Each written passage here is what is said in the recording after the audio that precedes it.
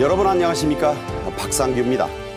윤석열 대통령이 제79주년 광복절 경축사를 통해 8.15 통일 독트린을 발표했습니다. 자유통일로 광복이 완성된다면서 3대 통일 비전과 방안을 밝혔는데요. 경협 등 모든 문제를 다룰 수 있는 남북 대화협의체도 제안했습니다. 이승만 대통령 기념관이 국립중앙박물관 옆에 세워질 것으로 보입니다. 국무총리를 지낸 김황식 이사장은 이승만 대통령의 공과를 모두 기록하는 통합의 장이 될 것이라고 말했습니다. 큰 병원이 아닌 동네 의원에서 고혈압이나 당뇨를 통합 치료하면 본인 부담률이 지금의 30%에서 20%로 줄어듭니다. 치매 환자를 저렴한 비용으로 다양하게 치료하는 정부의 정책도 소개해드리겠습니다. 동양대 석좌 교수이신 정영태 전 통일연구원 선임연구위원, 박성원 서울신문 논설위원과 함께하겠습니다. 어서 오십시오. 예, 안녕하세요. 안녕하십니까. 네. 제79주년 광복절 기념식이 정부와 독립유공자 그리고 그 유가족, 주한 외교사절 그리고 파리 메달리스트 등 2천여 명이 참석한 가운데 15일 세종문화회관에서 열렸습니다. 주요 장면을 영상으로 요약했습니다.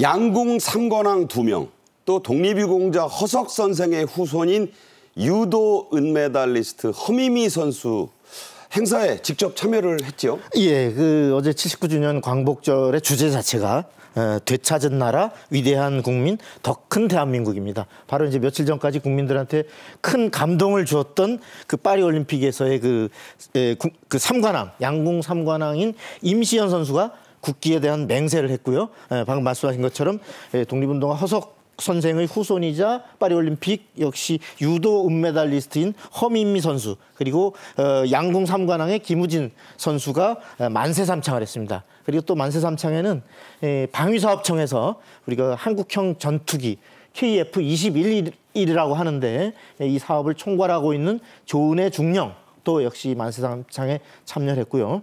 윤 대통령이 어제 그 독립유공자 후손으로 고 문일석 선생의 후손을 포함한 5분에게 직접 그 포상을 했고 전부 합쳐서 121명이 정부 포상을 받았습니다. 네. 14일에는 청와대 영빈관에서 독립유공자 후손 초청 오찬이 열렸는데요. 이 얘기를 좀 해보겠습니다. 윤 대통령은 이 자리에서 독립유공자들을 영웅이라고 불렀고 후손들에 대한 합당한 예우를 약속했습니다. 직접 들어보시죠.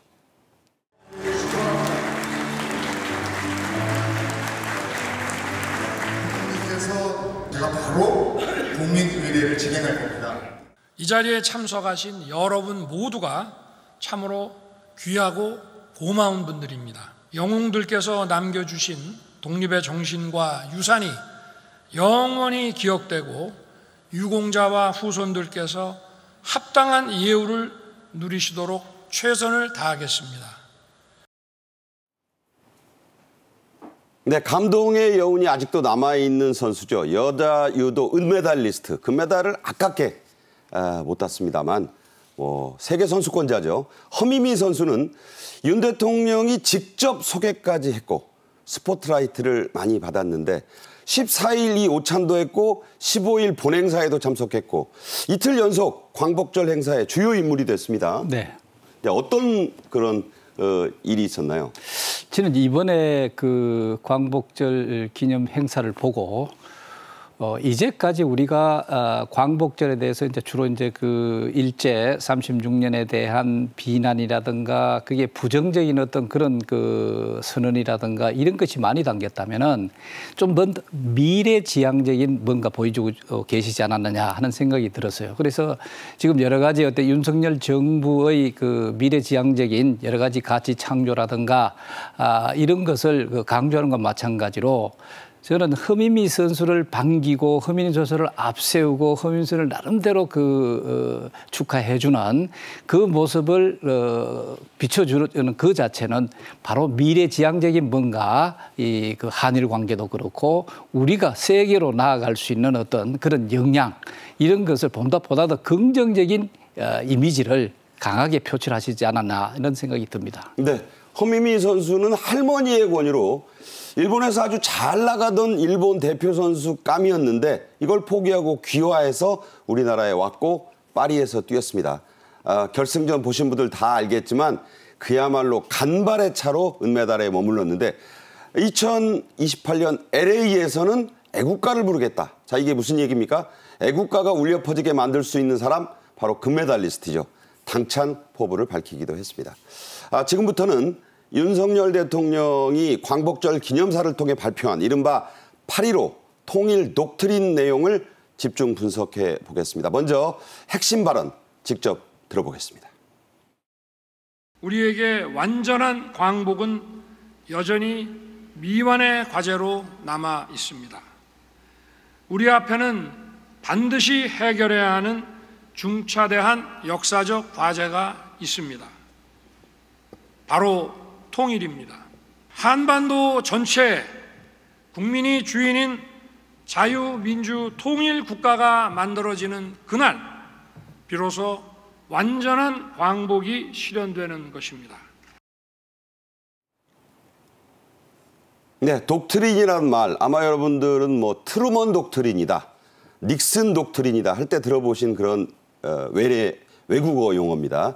자, 8.15 통일 독트린 한마디로 공식적인 통일 방안의 큰 틀은 유지하면서도 우리가 추구할 미래 통일상 그리고 추진 전략을 제시했다.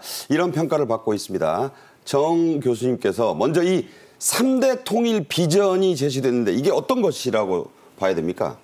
먼저 이번 그 기념사에 있어서 일제와 관련된 우리가 그 광복과 관련된 거기에 초점을 두기보다는 오히려 미래의 어떤 우리가 뭘 할 것인가 그래야 비로소 완전한 그 독립을 할 수가 있다 하는데 방점을 둔 것 같아요. 네. 그럼 완전한 독립은 뭐냐? 우리가 남북으로 갈라져 있고 그리고 자유민주라고 하는 어떤 이것이 먹혀 들어가지 않은 북한이라고 하는 이것이 엄연히 존재하고 있는 상황에서는 네. 아직까지 우리가 완전한 독립을 못했다. 아하. 그러니까 앞으로의 우리의 과제는 과거 지향적인 어떤 비난이나 여기에서 떠나가지고 오히려 그것을 넘어서 이제 통일이라고 하는 큰 그 화두를 던지고 그다음에 이제 이 통일에 대해서는 이제까지 많이 논의되고 또 남북 간의 대화도 하고 남북의 교류도 하고 협력도 하고 했습니다. 그러나 이 과정에 있어서 너무나 원칙이 없었다. 아하. 너무나 방향을 분명하게 제시해주지 못하는 정의하지 못하는 그런 측면에서 이것을 그냥 이끌어왔다는 측면이 있습니다. 그렇기 때문에 이번에는 새로운 어떤 통일 방안이라든가 이런 것을 제시하시기보다는 오히려 통일의 어떤 그 방안을 위한 어떤 기본 원칙 그것을 우리가 분명한 의지 이런 것을 강하게 비춰줄 수 있는 내용으로 하자고 하니까 이것을 바로 독트린으로 표시를 하신 것이 아닌가 이래 생각이 됩니다. 네. 어떻든 이번에 이 독트린에 세 개의 어떤 그 비전이 있습니다. 세 가지가. 네.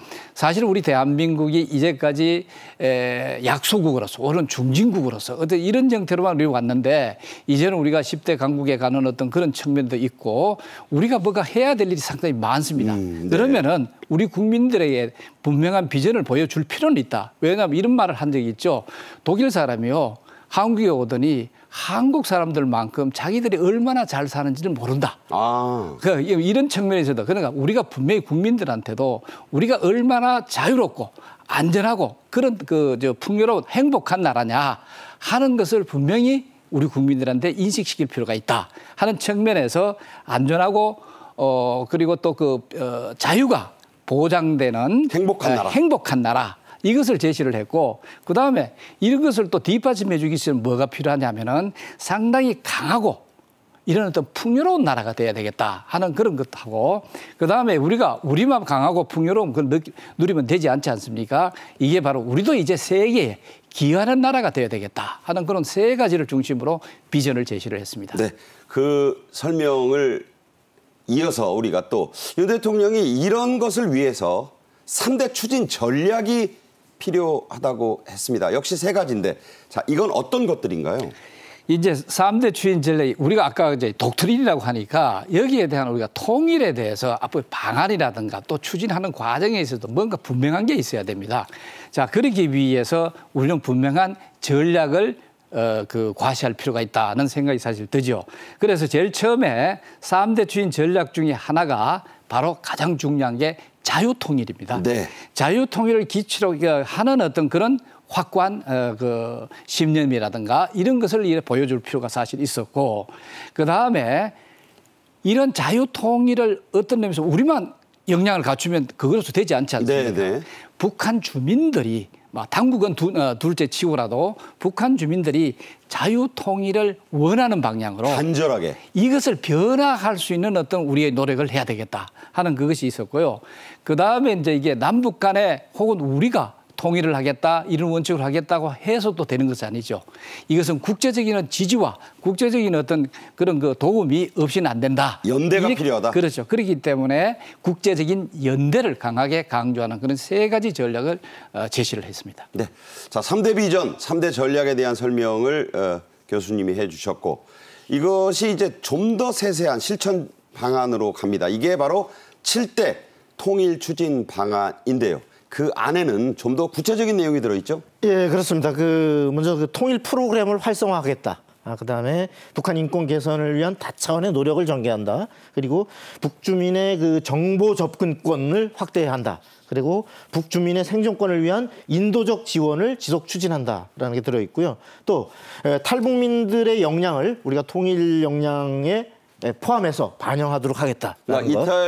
북한 이탈 주민들의 통일 동력으로 역량을 활용하도록 하겠다라는 것이고 또 남북 당국 간의 대화 협의체를 구성해서 추진한다라는 저게 중요하게 이번에 제시됐어요? 그렇습니다. 아주 중요한 대화에 사실 처음으로 대화를 윤 대통령이 제시한 건 이번 처음입니다. 그리고 국제적으로는 국제 한반도 포럼을 창설해서 자유통일에 대한 국제적 차원의 그 국제사회의 지지를 확대하겠다. 그러니까 것이 들어있습니다. 아까 그 3대 그 전략에서 나온 것을 이름이 이제 나왔어요. 국제 한반도 포럼. 네. 자, 아직은 이게 창설이 안 됐지만 이 협의체가 앞으로 국제 연대를 이끈다고 봐야 됩니까? 그렇습니다. 그 북한의 인권이라고 하는 것은 우리만이 아니라 전 세계가 공유할 수 있는 보편적 가치고 그런 가치에서 연대해서 각 나라들이 바로 단순히 북한 아시아의 문제가 아니라 전 세계의 공동 과제라고 하는 차원에서 우리가 스위스의 다보스 포럼이 있지 않습니까? 그렇죠. 어떤 경제를 주제로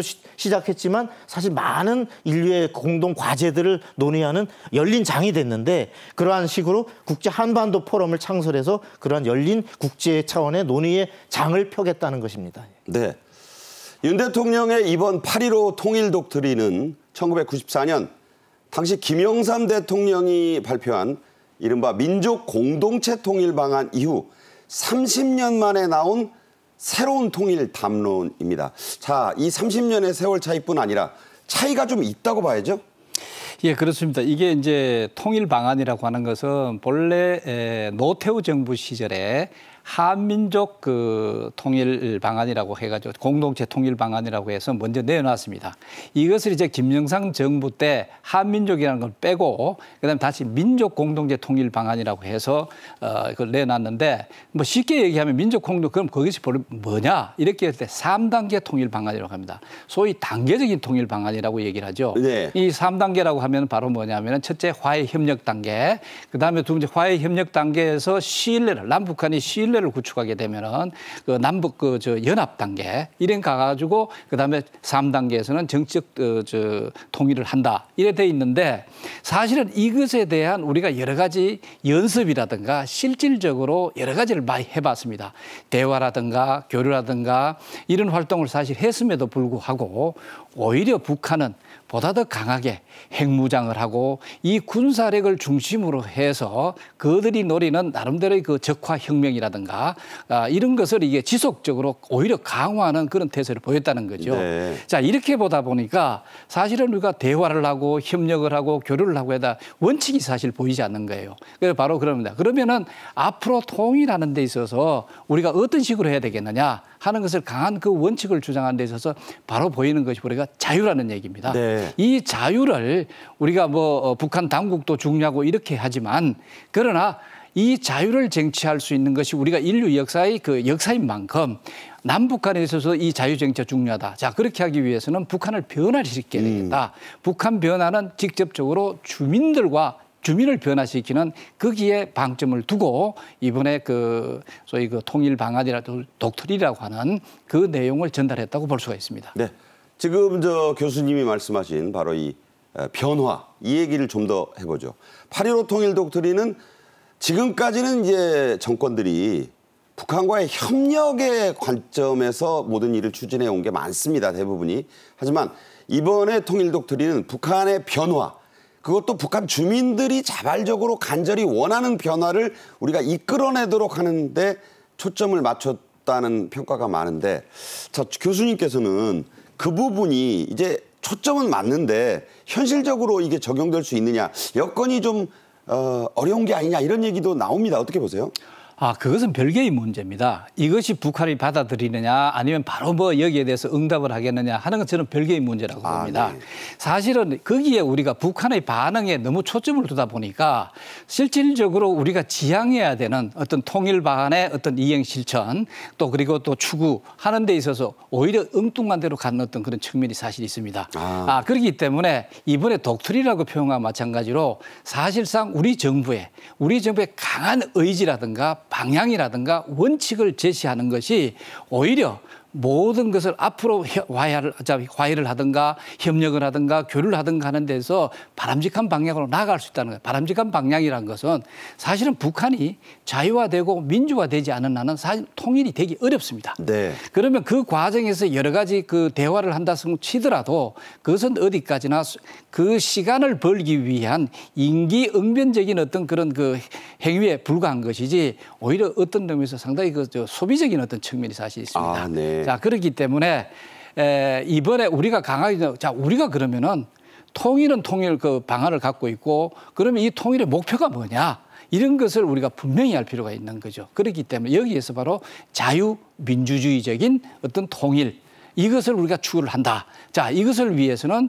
북한을 먼저 자유민주주의적인 변화가 돼야 된다. 그런 변화를 하기 위해서는 우리는 이러이러한 것을 하겠다. 네. 하는 것을 강한 의지를 발견. 사실은 이것은 일찍부터 나왔어야 되는 하나의 서두라고 볼 수가 있습니다. 네, 너무 북한의 반응이 나오는 데만 초점을 맞춰서는 안 되고 이 독트린이라는 말이 보여주듯이 하나의 프린시플, 원칙을 천명한 데 더 방점을 찍었다.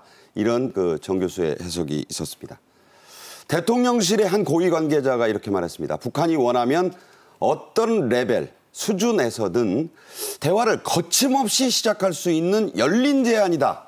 이런 말을 했는데요. 자, 이 표현이 거침없이 또 열린 이 부분은 어떻게 봐야 될까요? 우리가 아까 남북 대화 협의체를 제안했다라는 것이 이제 윤 정부에서 처음으로 대화를 제안하면서 이것을 제안한 것은 기존의 어떤 예컨대 남북 정상 간에 무슨 깜짝 제안을 해서 딱 이벤트식으로 악수하고 실제로는 아무것도 남지 않는 이런 식의 남북 관계는 더 이상 남북 관계 발전에 도움이 되지 않는다. 이런 각성이고 북한 정권의 선의만 기대하면서 그래서 뭔가 큰 쇼가 열리거나 그렇게 바라보고 기다리지 않겠다. 우리 스스로가 명확한 통일의 비전과 방향을 설정하고 그에 말해서 대화는 언제든 열려놓는 그래서 선제적으로 우리가 대화도 실천하고 끌어나가는 방향의 대화를 하겠다라는 것입니다. 그래서 구체적으로 북한이 원한다면 어떤 레벨에서든 어떤 주제든 다 대화를 하겠다라는 것으로 열어놨고요. 그리고 또 부서나 실무 참모를 중심으로 실제적으로 어떤 대화가 논의가 진전돼야 어떤 구체적인 실마리를 찾아서 어떤 뭐 수혜 지원이든 뭐든 이산가족이든 그렇게 신뢰를 쌓아 나가고 그에 따라서 정상들도 얼마든지 만날 수 있다. 이렇게 열어놨다라고 보면 되겠습니다. 네. 또 주목되는 그 방안 중에 하나가 북한 주민들의 정보 접근권을 확대시키겠다는 겁니다. 윤 대통령도 이번에 여러 번 기념사, 경축사에서 이 대목을 강조했네요. 네. 자, 어떻게 이 정보 접근권을 좀 확대하겠다는 겁니까? 정보 접근을 확대한다는 것 자체는 이미 우리 그 역대 정부가 특히 이제 소위 그 북한을 개방하는 것이 어떤 의미에서 핵심이다. 이렇게 판단을 한 측면이 있죠. 자, 그러면 북한을 어떤 면에서 변화를 시키는데 초점을 두고 있다. 이렇게 볼 수 있죠. 자, 변화를 시켜서 어떻게 해야 되느냐. 북한 주민들이 바깥을 알게 해야 되겠다. 그리고 북한이 바깥뿐만 아니라 특히 남한의 어떤 사회 실상이라든가 어떤 발전상이라든가 뭐 남한에서 잘못된 것도 있을 수는 있겠죠.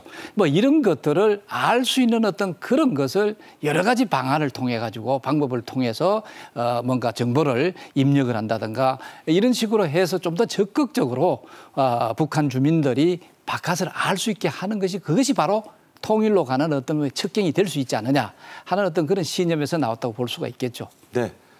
앞서 나온 얘기, 이 남북 대화체의 신설. 그래서 고위 관계자도 문을 활짝 열어놓겠다. 열린 제안이다 이렇게 얘기했습니다. 이 남북 대화 협의체는 어떤 주제든 어떤 레벨에서든 가능하고 하다고 했는데 보여주기식 이벤트는 절대 안 하겠다고 했어요. 자, 이 대목은 어떻게 해석해야 됩니까? 예, 그렇습니다. 지금 그 남북한 관계 저도 여러 가지 이제 그 역대 정부들한테 실질적으로 뭐 정책도 우리가 내봤고 해봤지만 사실은 이게 대화를 위한 대화가 너무 많았고 교류를 위한 교류가 너무 많았고 오히려 그것을 교류가 본래 이제 남북한의 어떤 교류 협력이라든가 이런 것이 어느 정도 순기능적으로 뭔가 신뢰가 구축되는 방향으로 가야 되는데 네. 오히려 이것이 상호 불신하고 오히려 불신을 심화하는 그런 결과를 가져와 버리는 그런 것도 사실 있었더랬습니다. 그렇군요. 그렇기 때문에 사실 우리 입장에서는 이제 그것이 아니라 남북한의 앞으로 통일로 가는 어떤 긍정적인 역할을 할 수 있는 여러 어떤 대화체라도 좋다. 이것은 어떤 의미에서 진심 어린 내용이라고 볼 수가 있죠. 그러나 실질적으로 이것을 해 나갈 때 그것이 어떤 식으로 해 가느냐 하는 것은 그때 가서 우리가 평가를 할 필요가 있지만 기본적으로 남북 대화체를 제의한다는 그 자체는 대화에 대한 우리가 부정적인 인식을 갖고 있지 않다. 오히려 대화는 항상 순기능적으로 작용한다는 기본 어떤 것은 갖고 있다 하는 걸 과시했다고 볼 수가 있죠. 네, 그렇군요. 윤석열 대통령의 광복절 경축사의 단어들을 기자들이 또 분석을 했습니다. 늘 합니다. 결과가 이번에는 어떻게 나왔나요? 예, 그 25분간의 기념사에서 그 자유 확장을 위한 통일 그리고 자유 확장을 통한 통일 그다음에 북한의 인권을 거듭 강조하다 보니까 자유가 무려 50회 나왔습니다. 지난해는 참고로 27번 나왔었는데 이렇게 해서 이 자유라는 것은 우리가 그동안의 성장과 번영을 관통하는 우리의 중요한 중심 가치였다라는 것이고 앞으로도 추구해야 할 중심 가치라는 차원에서 특별히 많이 강조가 됐고요. 그다음에 같은 맥락에서 통일이 36번, 북한이 32번, 그리고 국민이 25번 언급됐는데 아까 했던 일본의 경우는 한국과 일본의 현재 경제를 비교하는 대목에서 2차례 나온 게 답니다. 네. 자, 이 단어 분석에서도 박 의원이 얘기를 했지만 이번 경축사에서 윤 대통령은 과거사 문제 또 한일 관계에 대한 특별한 언급은 하지 않았습니다. 이에 대해 일본 언론들도 이 부분을 평가를 했습니다. 자, 국내적으로는 그래도 과거사 관계 언급이 좀 더 있었으면 한다는 그런 일부 지적도 있었습니다. 교수님은 어떻게 보셨어요? 글쎄요. 지금 지난번 8.15 담화에 있어서는 뭐 어느 정도 좀 나왔다고 볼 수 있지만 이번에 특히 거기에 대해서 조금 더 인색하게 내놨다고 볼 수가 있기는 있습니다. 그러나 이번에 어떤 그 담론에 있어서는 이런 그 미래지향적인 그 세계관, 미래지향적인 남북관, 미래지향은 한일관 뭐 이런 것들이 강하게 반영이 됐지 않았느냐 이런 생각입니다. 그렇게 하다 보니까 특히 우리는 지금 그 한일 간의 관계에 있어서의 어떤 그 이 8.15 행사 여기에 방점을 두기보다는 소위 앞으로의 통일 이것이 완전한 독립이다고 하는데 초점을 두다고 보니까 여기에는 첫째 그럼 통일은 어떻게 할 것이냐. 통일이라고 하는 것이 두 번째로 많았죠. 그렇죠? 네. 자, 그럼 통일은 그럼 어떻게 할 거냐. 더 중요한 것은 통일 자체가 지상 목표는 아니다. 어떤 통일이 중요하냐. 이게 더 중요하다는 거죠. 그게 바로 자유민주 통일이라는 겁니다. 네. 이것을 강조하다 보니까 자유가 되풀이되고 할 수밖에 없는 그런 어떤 자연 발생적인 그 행태가 아니었느냐 하는 이렇게 판단을 해볼 수가 있죠. 네. 뭐 어떻든 이것은 미래지향적인 담론이었다고 볼 수가 있습니다. 네. 과거가 아닌 미래를 지향하는 담론으로서의 경축사였다는 그렇기 때문에 이제 일본에 대한 과거사에 대한 언급은 비교적 좀 적었다 이런 얘기입니다. 한편 윤 대통령은 이번 광복절로 서거 50주기를 맞은 고 유경수 여사의 국립서울현충원 내 묘역을 15일 좀 이른 시간에 참배했습니다. 이제 경축식장을 가야 되기 때문에 자, 그 장면 영상으로 보겠습니다. 네, 8월 15일 이른 시간입니다. 김건희 여사와 함께 직접 갔고요. 유경수 여사의 아들이죠. 박지만 이지 회장을 직접 또 만났고 또 인사를 나눴습니다. 헌화 또 분향하는 그런 모습을 보고 있습니다. 박정희 그리고 국민들의 어진어머니 역할을 해주신 여사님을 잊지 않겠다 이런 얘기를 직접 방명록에 남기기도 했습니다.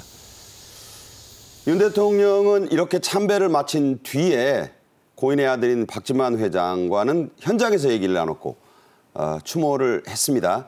유 여사의 큰딸인 박근혜 전 대통령과도 직접 통화를 했는데 박근혜 전 대통령은 이곳에 못 온 이유가 있었죠? 예, 박근혜 전 대통령은 이제 옥천에 유 여사의 생가를 방문해서 고인을 추모하는 이런 어떤 일정을 가졌기 때문에 바로 이제 그제에 옥천 생가를 방문한 그 박 대통령과 윤 대통령 간의 통화가 이루어졌습니다. 그래서 이제 내일 그러니까 어제죠. 어제의 참배를 하겠다라는 윤 대통령의 계획에 대해서 장녀로서 감사의 뜻을 표하고 그러면서 또 건강에 대해서 안부를 윤 대통령이 그래 허리 통증 건강이 좀 어떠시냐라고 안부를 묻고 이에 대해서 크게는 괜찮다, 통원 치료 중이다라는 것과 함께 제가 직접 어머님 묘소에 직접 가기 어려운 게 지금 여기 일정이 겹쳐서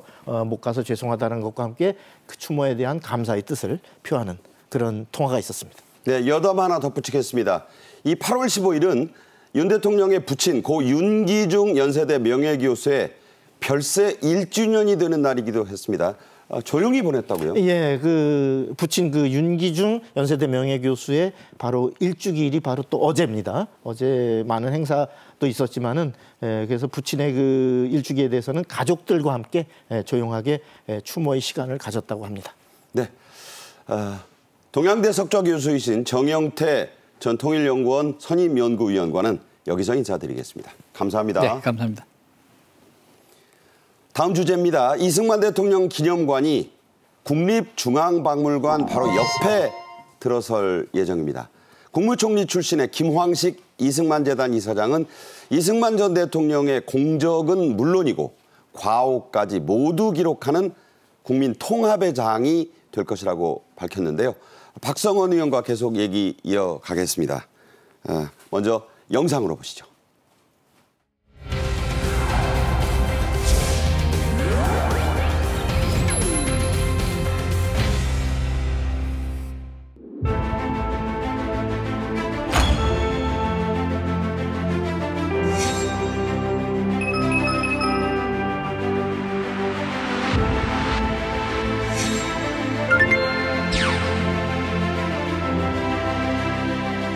광복 이후 격변과 혼란 속에서도 이승만 대통령께서는 이 땅에 자유의 가치를 심고 자유 대한민국을 건국하셨습니다.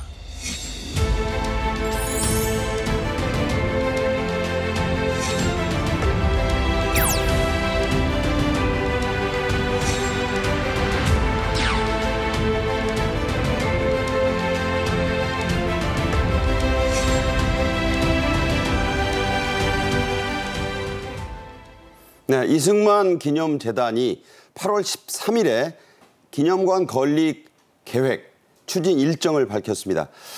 선정 이유도 구체적으로 제시가 됐죠? 예, 우선 부지로 선정된 곳은 바로 우리가 이제 국립중앙박물관 옆에 그 용산에 그 옛날 주한 미군 기지 터죠. 그 공터를 이제 부지로 선정을 해서 27년까지 개관을 목표로 일정을 추진하겠다는 걸 밝혔고요. 올 하반기부터 이제 설계 공모에 들어갈 예정입니다. 이렇게 바로 이 부지를 많은 한 10여 곳에 그동안 후보지가 있었는데 이곳을 선정한 이유는 무엇보다도 첫째로는 상징성입니다. 이곳이 바로 이제 용산공원 부지라는 것이 우리가 잘 알듯이 그 주한 미군 기지 부지에서 이제 공원으로 변모하고 있는 곳이잖아요. 그러면 우리 한미 동맹으로 바로 대한민국 번영의 초석을 놓은 초대 대통령 이승만을 한미 동맹을 상징하는 그러한 바로 이 용산 공원이라고 하는 인근이라고 하는 것이 첫 번째고, 두 번째로는 이 공사 기간을 굉장히 빠르게 진행할 수 있는 현재 비어 있는 공터입니다. 한 3년 안에 할 수 있다고요? 그렇습니다. 2, 3년 안에, 그래서 아까 27년 개관을 목표로 하고 있는 거고, 세 번째로는 무엇보다도 관광객들이 유입되기 좋은 위치입니다. 거기 박물관 많아요. 국립중앙박물관 있죠? 한글박물관 있죠? 바로 전쟁기념관이 있습니다. 그렇습니다. 예, 바로 그래서 많은 관광객들이 유입해서 한국의 역사와 문화를 볼 수 있는 곳이다. 이런 입지 선정의 조건입니다. 영화배우 출신의 그 신영균 전 의원이 4,000평의 땅을 기부하겠다고 내놨는데 그게 지금 그린벨트로 묶여 있어서 예. 땅은 뭐 괜찮은데 쓸 수 없다는 여담도 있네요. 예, 그렇습니다. 그 그린벨트로 묶여 있어서 그 뜻은 정말 고맙지만 거긴 또 할 수가 없고, 또 여기 송현동 우리가 또 부지도 서울시 소유의 저기도 있었죠. 호텔 짓는다던가. 예. 근데 거기도 뭐 나는 많은 장점이 있습니다만 아까와 같은 지금 용산의 이 용산공원의 이 그 상징성이 가장 역시 무엇보다도 적합한 그 고인을 기리기에 좋은 곳이다. 이렇게 선정을 했습니다. 네. 이승만 대통령 기념재단에 부지선정위원회가 있고 그 위원장을 맡고 있는 분이 손병두 전 전경련 상근 부회장입니다. 손 위원장은 미국의 예를 들었어요. 그래서 이제 이 용산박물관, 전쟁기념관도 있고 중앙박물관 옆이 좋다. 자, 어떤 이유였습니까? 예, 우리가 이제 워싱턴 DC를 가보신 분들은 알겠지만 바로 백악관 인근에 제퍼슨 기념관, 그다음에 링컨 기념관 이런 것들이 쭉 모여 있잖아요. 그렇죠. 예, 바로 우리가 대통령실이 이제 용산에 있고 여기에 초대 대통령 이승만 대통령 기념관이 들어선다면 바로 우리의 그 역사적인 그러한 어떤 상징성과 함께 또 아까 인근에 많은 우리 현대사를 상징하는 박물관, 굵직한 박물관들이 또 모여 있기 때문에 하나의 역사 문화적 공간으로서의 많은 의미를 극대화할 수 있다. 이렇게 보는 겁니다. 네. 그리고 이 재단 이사장을 맡고 있는 분은 국무총리를 지낸 김황식 전 총리거든요. 김 위원장은, 이사장은 이승만 전 대통령의 공적은 물론이고 과오까지 이른바 공과입니다. 뭐 그게 몇 대 몇이라는 것이 워낙 진영 간에 뭐 첨예하게 지금 맞서 있는 논리이기 때문에 그 숫자는 저도 얘기하지 않겠습니다. 이 공과 과를 정확하게 이곳에 다 전시하겠다고 했습니다. 그래야 국민 통합의 장이 된다. 이런 이유를 들었어요. 예, 그렇습니다. 어떤 일방적인 무슨 찬양을 위한 이런 것이 아니고 공과 과를 다 정확히 전시하는 곳이어야 한다. 그 이유는 바로 이제 이승만 대통령에 대한 평가라는 것도 사실 엇갈려 있는데 여기서 그 객관적인 사실을 있는 그대로 알려서 역사적 교훈을 얻는 그런 것이 돼야 국민 통합의 장이 될 수 있다라는 취지에서 공과 함께 과도 기록하겠다. 이렇게 밝혔습니다. 그 부분에 대해서 한 말씀만 여쭈면 뭐 언론인으로서 이제 뭐 오래 근무를 하셨고 그런데 공과에 대한 부분이 지금 뭐 영화 건국전쟁 이후에도 아직도 좀 이게 치열하잖아요. 이 부분을 이 객관적으로 남겨야 되는 이유는 어디 있다고 보십니까? 그 한 사람의 삶의 어떤 한 측면만이 있는 것이 아니고 특히나 이제 이승만 대통령의 경우는 우리가 많은 부분은 어떤 그동안의 어떤 독재의 과오 또 그래서 어떤 그 3.15 부정선거로 결국은 이제 불명예 퇴진을 했지만 더 많은 부분은 대한민국의 바로 그 독립운동사에서 빼놓을 수 없는 바로 초대 아까 대한민국 임시정부의 초대 대통령이자 대한민국 48년에 대한민국의 정식 정부 수립할 때 또 초대 대통령입니다. 그렇기 때문에 우리의 대한민국의 독립운동과 건국의 전체적인 역사를 놓고 볼 때 결코 빼놓을 수 없는 인물이기 때문에 그와 그 과와 함께 공과 함께 과를 있는 그대로 다 기록하고 그것도 우리가 잘못된 것은 반성하고 또 그동안 거기에 그 공에 쌓여져 있는 많은 사람들의 같은 또 우리의 역사의 흔적들은 같이 또 되새기면서 특히 무엇보다도 아까 한미 동맹이라고 하는 정말 세계 가장 모범적인 동맹으로서 6.25를 극복하고 오늘날의 번영을 이룬 토대를 이룬 그 뿌리를 있는 그대로 살펴보자. 이런 측면에서 다 기록이 돼야 된다. 이렇게 봅니다. 네, 미국에 가면요. 러시모어 산에 4명의 대통령의 그 거대한 얼굴 조각도 해놨지만 미국사에 참 이런 대통령은 우리가 또 본받아야 된다는 것뿐만 아니라 월스트 대통령들이 있어요. 근데 그런 대통령 기념관도 그대로 보존하고 또 거기에도 많은 관광객이 찾아갑니다. 역사는요. 인위적으로 만들어가는 게 아니라 그걸 남겨서 후손들이 평가하게 하는 것이다. 저는 그런 생각이 듭니다. 현행 법에 따르면 이승만 기념관은 모두 전액 정부 예산으로도 얼마든지 세울 수가 있어요. 하지만 재단 측은 30%만 예산 지원을 받겠다. 나머지는 국민 모금으로 충당하겠다. 이렇게 밝혔죠? 예, 말씀처럼 그 독립유공자 예우에 관한 법에 따르면 전액을 다 정부 예산으로 지원받을 수 있습니다. 그렇지만 지금 재단이 이걸 기념관을 설립하는 취지가 어떤 그 전체 국민의 통합, 화합 이런 공간을 마련한다는 것에 비춰보면 국민의 직접적인 참여하에 이루어지는 것이 바람직하다. 그래서 국고 지원은 30%만 받고 나머지 70%는 국민의 모금으로 조달키로 했습니다. 그래서 작년 9월부터 11개월간 현재 7만 8천 명 정도가 참여해서 모금된 게 한 132억 정도 되는데요. 전체 모금 목표액은 한 320억이니까 앞으로 더 모금이 좀 더 돼야 될 것 같습니다. 네. 자, 이제 오늘의 마지막 주제로 가겠습니다. 보건복지부가 8월 13일 국무회의에서 국민건강보험법 시행령의 일부 개정안을 통과시켰습니다. 자, 이런 절차가 중요한 게 아니라 복지부가 이 내용을 어떤 걸 담았느냐는 건데 특히 의료비 부담, 취약계층, 노인들의 의료비 부담 그리고 동네 병원에 중점을 뒀다는데 이제 이 의의가 있거든요. 자, 어떤 대목입니까? 예, 지금 우리가 고혈압이나 당뇨 이런 데 보면 만성 질환자들이 많지 않습니까? 이런 분들이 동네 의원에서 포괄적인 관리를 받게 되면 어떤 그 의원 진료를 받을 때 외래 진료비를 본인 부담료를 현행 30%에서 20%로 그러니까 깎아주는 이런 제도를 시행하겠다는 건데요.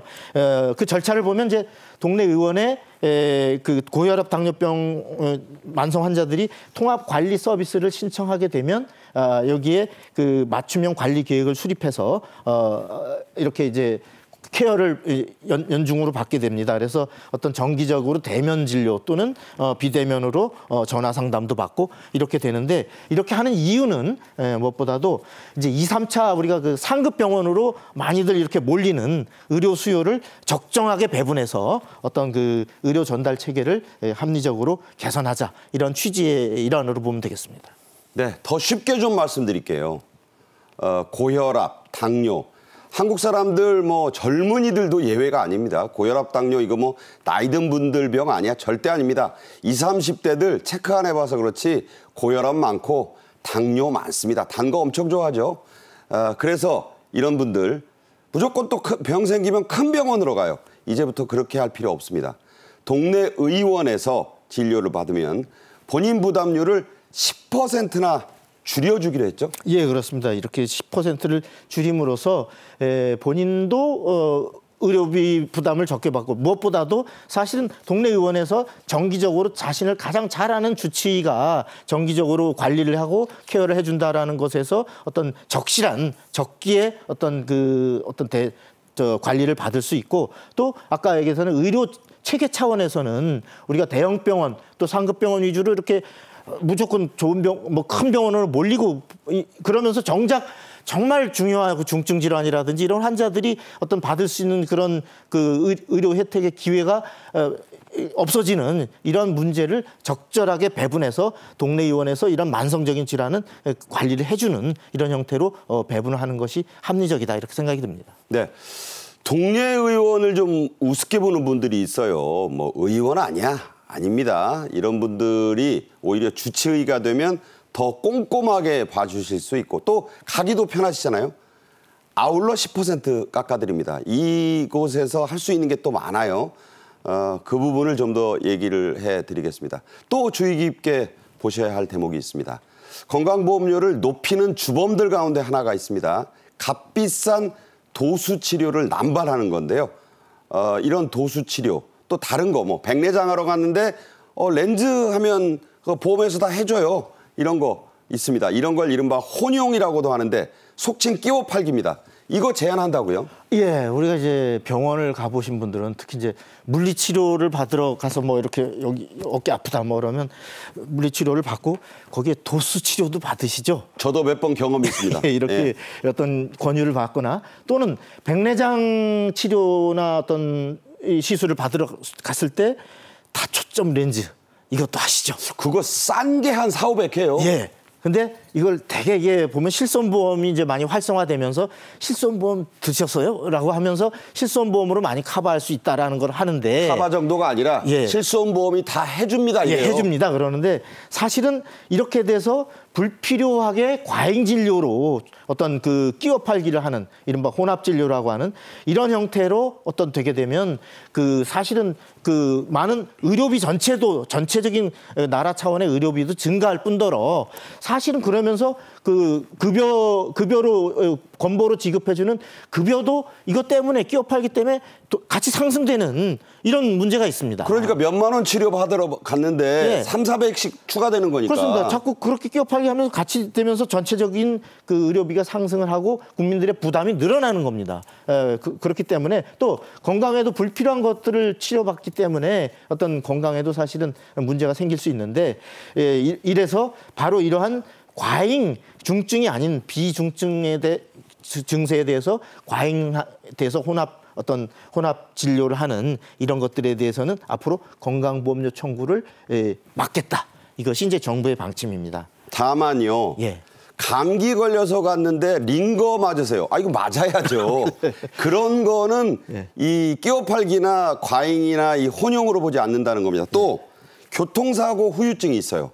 그래서 정말 이런 분은 도수치료 받아야 돼요. 그런 분을 무슨 뭐 끼워팔기 도수치료로는 안 보겠다는 게 그렇습니다. 보건복지부 입장이죠? 그렇습니다. 그럼 필요 불가결한 어떤 추가 치료 이거는 당연히 이것은 막지 않고 이걸 허용하는 이런 길을 열어놓겠다라는 겁니다. 네. 자, 또 있습니다. 해마다 오르던 본인 부담 상한제라는 게 있는데 여기서 저소득층의 부담을 좀 덜어주는 정책이 실시됩니다. 10분위가 있어요, 소득이.